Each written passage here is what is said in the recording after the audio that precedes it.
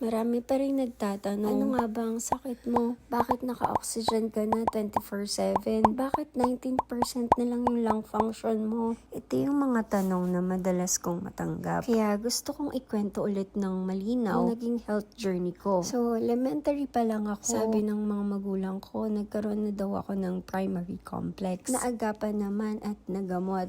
Pero pagdating ng high school, doon na ako nagsimulang magkaroon ng mga simptomas na parang may hika. So, dinala ako ng mga magulang ko sa mga espesyalista at binigyan ako ng mga inhalers. Habang nasa college days naman ako, mas gumagrabe yung symptoms ng hika ko. Tapos sinasabayan pa ng mga paulit-ulit na infection. Nung simula na nag-duty na kami sa hospital, doon ko napansin na after ko mag-duty, ako naman yung magkakasakit. Ako naman yung mako-confine. Paulit-ulit itong nangyayari. Parang cycle na hindi natatapos. Alam niyo ba, umabot pa ako sa punto na hindi ako nakapag-march sa graduation ko. Dahil naka-confine ako sa hospital. Doon ako umiyak ng sobra dahil pakiramdam ko lahat ng pinaghirapan ng mga magulang ko para makatapos ako. At yung pagtsatsaga ko ng 4 na taon, hindi ko man lang napagtiwang. Sinubukan namin ng lahat ng paraan para makahanap ng lunas. Nagpalipat-lipat ako ng hospital at doktor. Tumira na rin kami sa probinsya para makaiwas sa polusyon. Inatry na rin sa akin yung mga alternative healers, mga hihilot, albularyo, Chinese medicine. Trinay ko na rin yung mga halamang gamot. Lahat na ng binibenta ng herbal medicine na juice, capsule, barley, basta name it.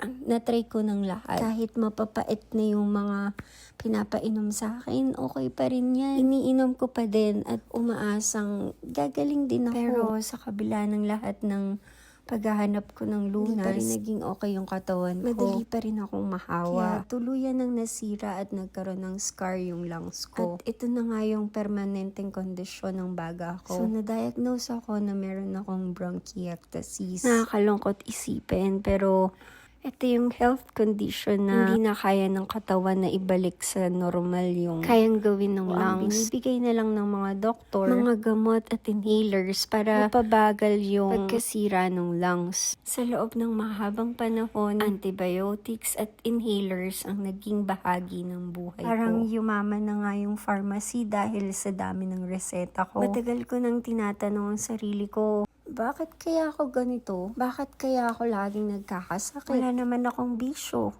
Hindi naman ako masamang tao. Hanggang sa napagod ako, nawalan ako ng pag-asa. Isip ko na nasayang lang yung 4 na taon na pinaghirapan ko sa kolehiyo. Hindi ko man lang nagamit para makapagtrabaho at makatulong sa pamilya. Imbis na ako yung nag-aalaga sa mga pasyente sa hospital, ako yung dinadala sa hospital para alagaan. Pero ganun pa man, hindi pa rin nawala yung pangarap ko na makapag-abroad. Dati pa lang kasi nai-imagine ko na abroad ako bubuo ng pamilya. Doon ako magtatrabaho. At doon ko tutuparin yung mga plano ko sa buhay. So, isang malaking desisyon ang ginawa namin ng pamilya ko. Ito ay ang mag-aral muli sa ibang bansa. Umasa na baka sakaling ang pangarap kong maging chef balang araw ang siyang nakatadhana para sa akin. At umaasa na rin na baka sakaling naiba yung environment ko, magbago yung health condition ko. Baka kasi malaking factor yung polusyon na nalalanghap ko.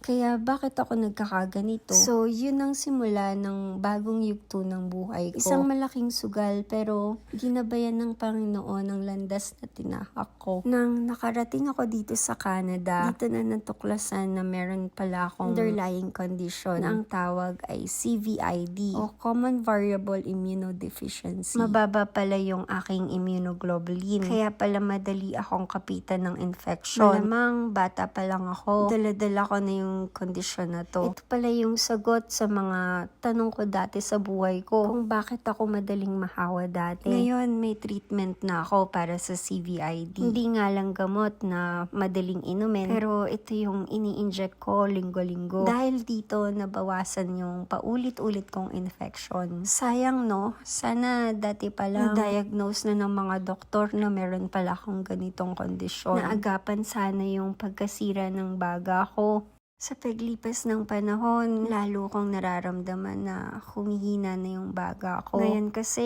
nasa end stage na yung lung condition ko. Kailangan ko nang gumamit ng oxygen 24/7 para lang masuportahan yung paghinga ko. Ang huling paraan na lang para maging normal ulit ako, palitan yung baga ko ng mas healthy na lungs. Ang daling pakinggan, no? Pero ang komplikado niyang isipin. Pero ganun pa man, sa kabila ng lahat, wala akong pinagsisisihan. Ang bawat sakit, bawat pag-iyak, at bawat laban ay naging bahagi na ng pagpapalakas ng pananampalataya ko. Kaya patuloy akong lumalaban, hindi lang para sa katawan ko, kundi para sa pag-asang ibinibigay ng Panginoon sa bawat bagong araw. Dahil kung may naituro man sa akin ng lahat ng ito, iyon ay ang katotohanan, ang bawat hininga ay biyaya at ang bawat araw ay ang pagkakataon para magpatuloy. Kaya hanggang may hininga, hindi patapos ang kwento ko. Dahil ang Diyos ang may hawak ng susunod na kabanata ng buhay ko.